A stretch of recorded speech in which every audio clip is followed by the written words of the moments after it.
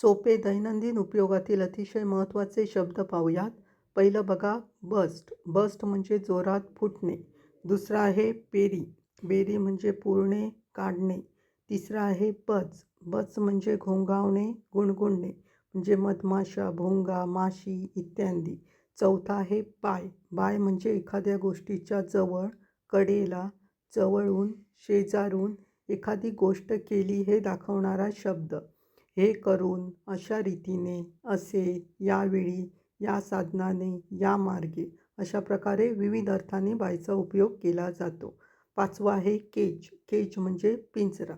अधिक विस्तृत माहितीसाठी आणि आमचे इंग्रजी स्पीकिंगचे व्हिडिओ पाहण्यासाठी आमच्या यूट्यूब चॅनलला अवश्य भेट द्या. आमच्या यूट्यूब चॅनलचं नाव आहे success English speaking A to Z आणि यूट्यूब चॅनल हँडल लिंक आहे @swapnilnaik2305. धन्यवाद.